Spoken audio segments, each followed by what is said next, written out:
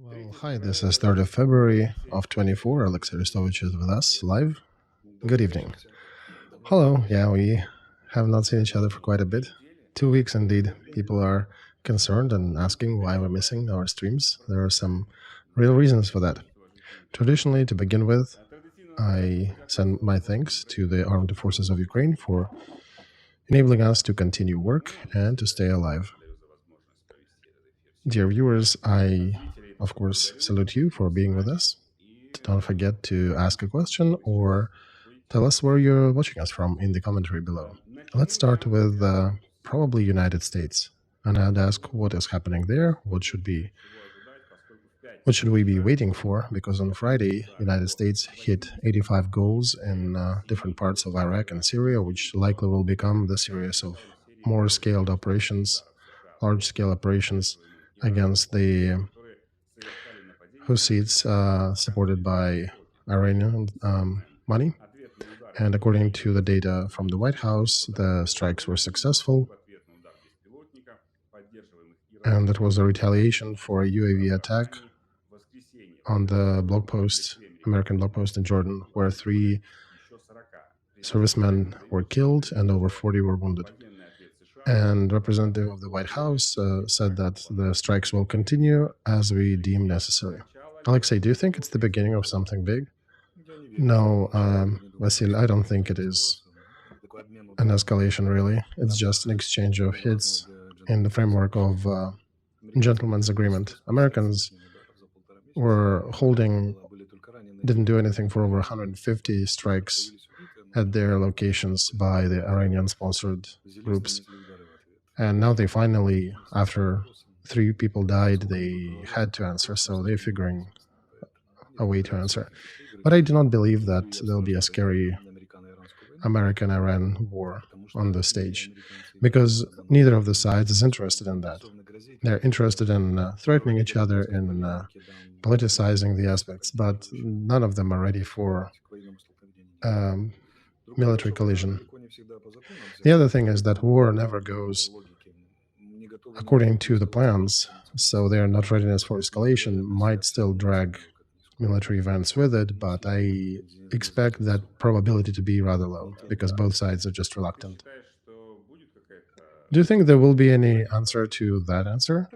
Well, Iran continues to do that through their proxies. So what would be here? Houthis attacking ships? Well, they're doing it. They're continuing to do it.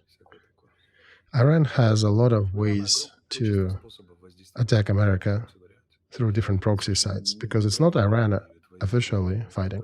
It's pro-Iranian groups, as it is formulated in Iraq and Syria. So you think, Olexiy, that the beginning of the global world war, well, it depends how you look at it. From my point of view, the global war is already happening. It just will be as a series of collisions and not one big one. These are all elements of that big war, what's happening now. But you probably will not see, like in the First World War or Second World War, where on all the battlefronts you'll see all the major powers fighting. I don't think that'll happen. Okay, let's continue. The hottest topics at the beginning, and then after that there'll be more questions from viewers. In Ukraine, this week passed under the flag of mythical firing of Zaluzhny that started on Monday through some Telegram channels, and several journalists were already talking about who is fired, who was appointed instead, and now the week is running out and still there are no official statements in that regard. And there are a lot of denunciations starting to show up. With that, now the Western press is also hopping on the bandwagon and basically repeating the same theses that we had here in Ukraine since Monday. What do you think about it? Well, first, let's say that I did say it before, I'll repeat it again, that firing of the commander-in-chief, regardless of what last name of that commander is, and we're not naming who might be replacing one, let's just acknowledge that by the fact, if that happens, that means that Supreme High Commander would acknowledge that the strategy is ineffective and he needs a different execution, or the strategy is effective, but he needs a different executor. And it's his right, it's president's presidential right to change the commander-in-chief. He can appoint that person. He can pick the managers that he likes in the military side of things as well. That's if you follow the logic. Now let's take the situation on the ground. Valery Zaluzhny has fantastic ratings of support. According to some data, his support is twice higher than presidential support when they're modeling the situation of elections. That indicates that president's legitimacy has enough score to, actually not legitimacy, legally he can fire 10 Zaluzhnys and hire 15 more, but he doesn't have enough legitimacy in the eyes of Ukrainian public to do that. And here we have an interesting situation where some political forces are really curious to promote, and they like to bring certain political figures in order to promote their own agenda. And very pathously they speak that we do not allow certain heroes to be trampled upon. And then, yeah, that's their usual modus operandi. They eat figures, then they bring new ones, and then the cycle goes again. So they're screaming that that is a political assassination. I have a simple answer. If president replaces Zelensky and nothing changes in the army and in war, that would be a political assassination. Everybody would understand that and would see that. But if the strategy of war changes and the situation in the army starts to evolve for the better, then it would be a strong decision in this case, and definitely not taken as an assassination, with all my due respect to Valery Zelensky. But in both cases, it will be the acknowledgement of ineffectiveness. That replacement would indicate the ineffectiveness of Ukraine. That was not done by Zelensky, but by the whole Ukrainian system. And in my view, since 11th of November 2022, our policy in terms of military was inadequate. That's the time when Russia already acknowledged that they want to include those 4 regions they annexed into their constitution. Russia figured ways to avoid sanctions through the gray tanker fleet, and they started to transfer their economy to the military style. Plus, they pushed for a change of geopolitical framework from Russia-Ukraine conflict to global south to against global west. All these decisions were rather effective on their side. We failed to make our decisions. We're a year and a half behind. And even now, we are not making right decisions that would play out properly in a year and a half. That means that a year and a half from now, it will not be funny for us, even if we make decisions now. So it's been over a year since November, right? So maybe President acknowledges that something is wrong in our system. But then again, my question is, will he just replace Zelensky, or will he change a whole slew of things in the army? So perhaps new task, new people, there is a right to do that. But I suggest to take things very calmly in this regard. I'm a friend with Valery for 29 years. Here I would look at this situation from the point of view as public good. If public good increases, then we can close the eyes even for the last names. Here's a test question for you. When Arestovych left the office of the president, quit, was the public good increased by that state, by that fact? Let everybody answer this question on their own.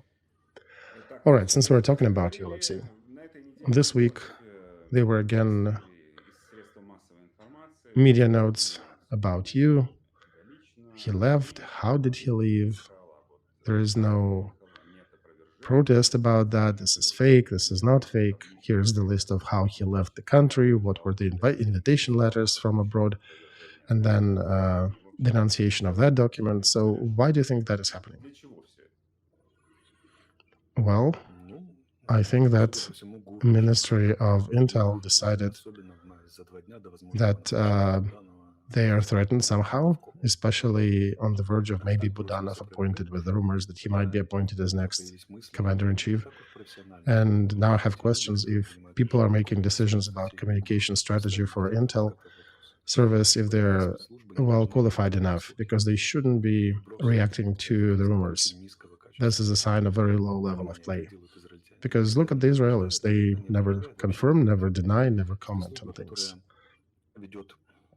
And special service, intel service that is conducting a bright media policy is actually nonsense in the public world. But okay, new time, new things, perhaps we can give them a chance. But why they were pumping up hysteria during the last week in the most TV channels 5 times a day, somebody was really trying to push something.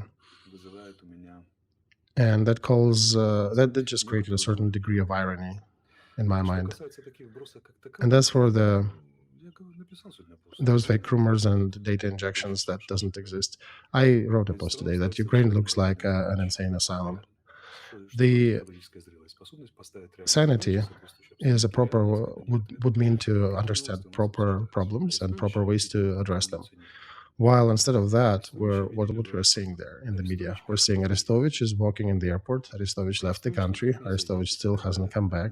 Well, I understand I'm, how should I put it, a figure equal to Churchill in this case, if to paraphrase the famous movie. But really, guys, you don't have better things to discuss than Arestovych. You have mobilization that you're failing to do. Your military industry doesn't work properly. You have certain escalation on the border with Poland. You have issues now how to spread those 50 billion dedicated to Ukraine by EU. You have issues with taxes. You have issues with military leadership. And there are a lot of rumors around that. Perhaps fewer Arestovych in the news, especially in the light that his ideas are not discussed directly. People pretend that they came up with this idea themselves after 3 months that we've discussed them here. But yet they still discuss how he is dressed, where he is walking, what is he doing. That doesn't tell you a lot about Arestovych. That tells you about people who are throwing that data in the media sphere as the mad people, when their lives are threatened with actual events, the life of their country, their lives are at risk. They're discussing tasks that have no relation to this risk.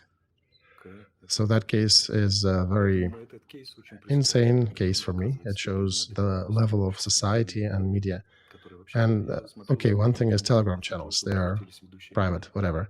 I'm looking at the main TV channels of Ukraine. Perhaps TSN is the only one that is still holding, that still goes sometimes with the rumor and then denounces and brings the real commentary from myself, for example.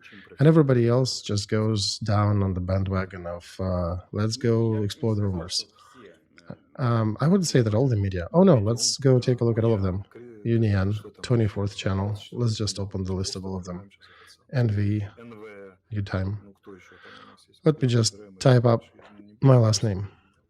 Okay, Ukrainian Truth, Union, Gramatsky, Ukrainian Truth, RBC of Ukraine, New Time, Observer, 24th channel, Country UA, just on that news about me where I'm walking. 24th channel, Amir, Gordon, Liganet. So, yeah, that's pretty much all. Focus. Komsomol Truth of Ukraine. You know, that's the whole list. Crimea, the realities, Ukrainian news. Everybody discussing that. Where is Arestovych walking and what is he wearing? Okay, yeah, sounds convincing. About the open criminal cases, could you tell us, give us an update about what happened? There was an interview in the media that something is moving, that things are changing. Do you know anything about it? Yeah, I know they exist and some work is being done. My attorneys are working it. I'm not following them. Oh, so you're not interested? Yeah, they're worthless. Do you think there are any perspectives for these cases to go forward? Well, I'm not the one looking for that perspective. It's difficult to look for that perspective in a seminar where I'm being accused of hating women, where you can actually see that seminar is in open access. You can find it on YouTube, where just in the next second, after what they highlighted, I'm saying that this was the play of the way bad men treat their women. And now we can look at how things should be done. And that's what they've done. They've watched the whole seminar. They cut out a piece they could use to attack, and then they tried to attack me with it. But So I don't see any perspective for that case. But I see perspectives for another case because disruption of an attack of business reputation. That's a very strong case for that. 874,000 people watched that seminar in the open sources. We have 874,000 witnesses who can say to the contrary of what I'm being accused of. All right. We have about 30,000 people with us. Please continue supporting us. Click that like button. Right, it's not Eurovision, but your like matters. Okay, so let's continue. Minister of Defense of Canada is researching a possibility of transfer to Ukraine ground-air missiles, CRV-7. They were planned for utilization, but now they're figuring out that maybe they can transfer them. They have 83,000 of these missiles. They were designed in the 80s of the last century. They've been taken off service at the beginning of 2000s. 3 years ago, their government signed a contract to destroy them over the span of several years, but now they're reconsidering and figuring if they can send them to Ukraine. What can you say about that? Because probably not only in Canada, but in other countries, there are different articles that they might have needed to destroy otherwise, but they can probably give it to Ukraine. All right, there was a scandal recently about Australian F-18s. Those were denounced, exactly. So there were some rumors circulating in that area. We did not know all the details on that. There are some intel services and diplomats who are aware of details, but they prefer not to comment on them. So let's address only about the things that are in the media now. So CRV-7 is an older type rocket. You know that the drum that hangs under the wing of the plane that you can launch several missiles from. It's a good weapon to use, to have, but if you're aiming, if you're using it guided, in a guided mode or targeted mode, rather. In today's warfare, our aerial means do not have a luxury of aiming. They can just do the pass-by shooting because otherwise their life would be measured in seconds. And that'll be still good, not as effective. We can maybe also refit it to maybe use it for the ground-to-air system in a real sense of things, not aerial air-to-air. And we definitely are missing. We don't have enough articles of different kinds. Our production is slow. So yeah, whatever we get, that's good, I think. Problem is that I think they have a lot of munitions that are currently in work, right, in being developed or being used by military. And unfortunately, they're choosing the ones that they're retiring to share with us instead of sharing the good ones. So that you understand, in the United States, there are over 1,100 Patriot systems. And to cover Ukraine, you only need 60, really. So if you had these numbers, that's basically 0.5%. If your friend, your ally needed that, would you give them? What about you? They haven't. Speaking of allies and partners, right? What the quality of them. Then, for example, they also have tens of thousands of Humvees. Hundreds of thousands of those. A lot of them in the warehouses and desert. And we instead are doing what? We're doing fundraisers here for our military servicemen. And Humvee is an armored vehicle. It's not just a random SUV that we can buy, right? It's not even a weapon. If we talk about, right, yet we don't get them. They also have ATACMS missiles that are being prepared to be destroyed, some of them just running out of their lifespan. And that's a lot of money to destroy such a missile. So this is their normal style. They essentially destroy and then put the new ones in the warehouses. But that's how they do it. They are not transferring these missiles to us. And I want to remind you the words of Minister of Defense of Germany. When Ukraine is calling us allies, we're not allies. We're partners at best. What's the difference is that allies are the ones who we have a formal agreement for aid between or with. Even with Britain, we're not allies. We just have guarantees of security. This is not a status of ally. Ally fights with you on your side. We don't have that. Whatever Russian side screams about. And especially that doesn't exist in the area of transfer of munitions and technology. We're just being given whatever they are destroying, not even all of that, part of that.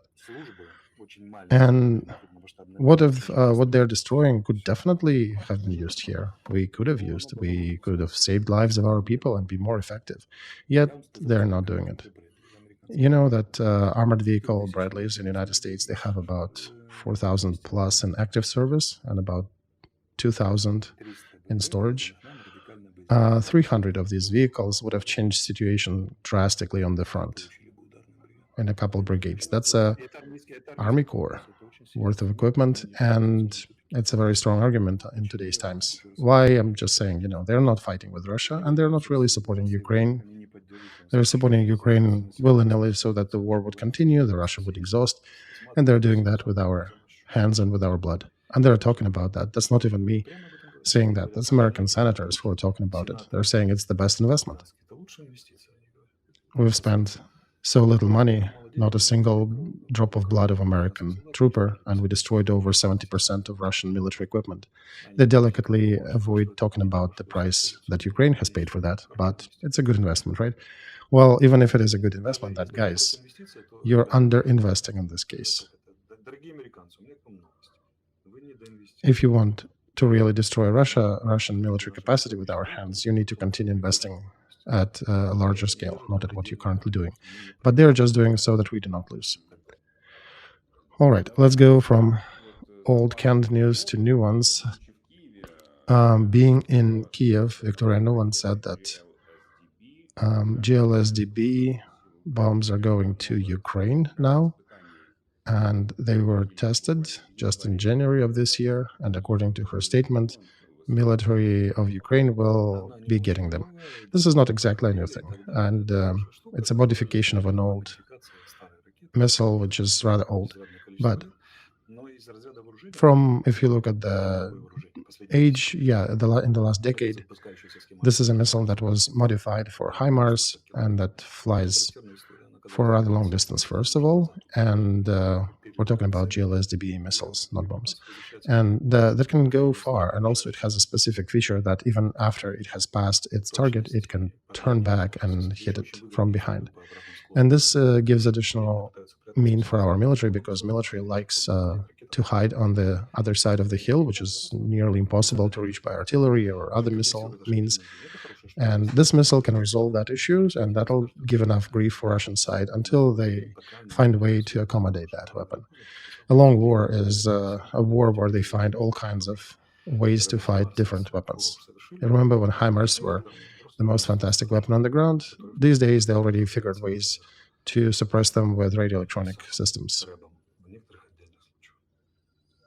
So about 50 billion from European Union. You already said that it's being under review, divided in Ukraine or planned for in Ukraine. What about the aid from United States? Well, there are no news from United States. The situation is very strained between Democrats and Republicans, and it's only escalating further.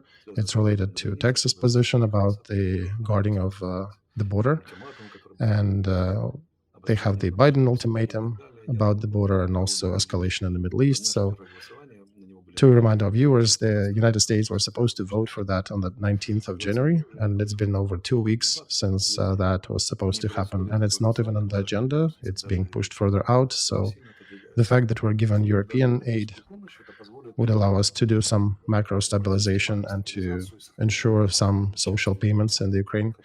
But once again, to remind, this is for the span of 4 years, 5 years. This is 12 billion per year. But that's something that would allow us to survive till American aid comes. But once again, money cannot be loaded in guns. And we just answered about guns in a previous question. All right, so we lived for a month without American aid. How critical will it be if it lasts for another month or 2 months? Very, very critical. Because already now, Western media are saying about the shell hunger. Our military are also confirming that. We're not going into details, but if our viewers knew the reality on the ground, they would be horrified. Our military know that. If we go for another month or 2 like that, it would be much more difficult for us to hold the front. Very soon we might see drastic changes in casualties and in the outline of the front. It doesn't mean that the front line will collapse, but it will be very similar to Lysychansk and Popasная. when Russians were squalling us with artillery shells, and we were on occasion shooting one or two back. We still have some drone support, but with artillery, there would be issues. Really big issues. And of course, the infantry will pay with its blood for these things. That sounds scary. All right, one more news of today that I wanted to discuss. Main directorate of Intel said that in Russian town of Engels, the commander of 225 was assassinated, was shot up. Pugachev, he was the pilot on the plane that was hitting civilian targets of Ukraine. And as a result of this attack on his person, he suffered a gunshot wound, and Intel now is figuring out whether he's alive or not. Do you think it's Ukrainian Mossad?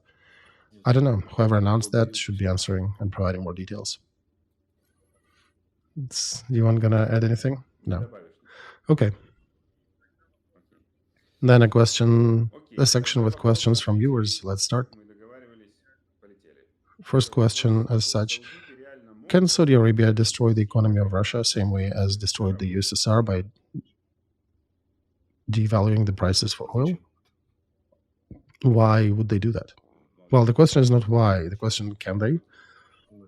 Technically, not so much, because the market is already rebalanced. They can provoke the decrease of pricing, but there are a lot of other players that would be against it. Back then, it was a common decision by Saudi Arabia and the United States and some other countries that caused serious issues for the economy of USSR. But if you believe in the Western legends that USSR fell only because of the oil prices collapse, that's a big mistake. It wouldn't have died if that situation was the only thing, the only factor. It would have gone through a few transformation things, but it would be alive. The nomenclature of USSR were the ones that destroyed it when they decided to take the ownership of power. And they figured out eventually that the power without resource doesn't cost much. But that's beside the point. What I wanted to say is that Soviet Union passed through much more difficult trials and tribulations than the oil prices and always stayed alive. It was not Saudi Arabia that destroyed it. It affected a certain degree of grief, but they were not the key destruction factor. Today, it's more difficult to do it because you need a cartel agreement, and it's difficult to do it in the current layout of the market. And then position of the United States will probably not be in support of oil prices drop, because the United States is one of the exporters of oil today, and destruction of the oil price market is definitely not one of their plans. So it's dreams, pipe dreams. Next question from viewer, new president of Argentina, Javier Milei. Your opinion about him, and do you think his initiatives can be implemented in Ukraine? Libertarianism, you mean? This I would put right now in the area of the purple ray, because it doesn't quite work as a magic wand. If you think that one technology or one president can change the situation in the country, no. One president can create conditions where people will start changing and changing the rules. How much is he capable of doing that? Time will tell. How much our times allow for an appearance of such a figure in Ukraine, I have more doubts, because each person inside the Ukraine needs to understand that everything that they're doing now is not working. So they need to find new technologies and new people, and then goes through basically after a severe series of collapses.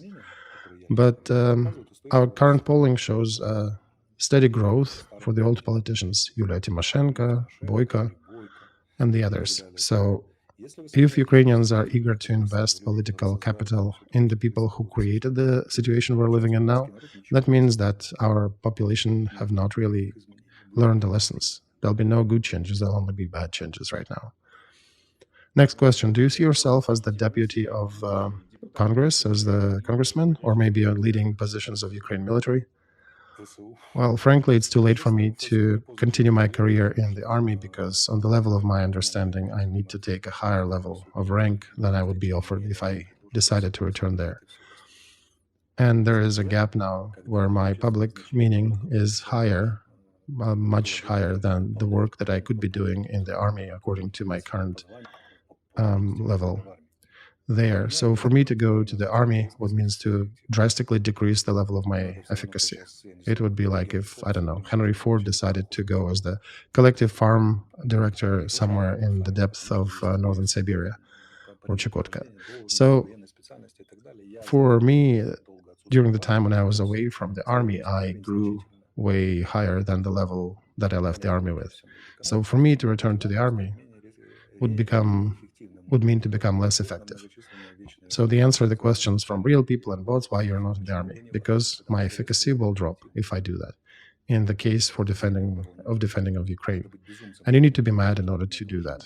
When you would trade the ability to influence public opinion on the West and among our allies or partners and in the analytics centers where they make decisions for the future, to exchange that for command of a battalion somewhere. With all my respect to battalion commanders, where still there are a lot of good friends of mine serving and whom I respect deeply.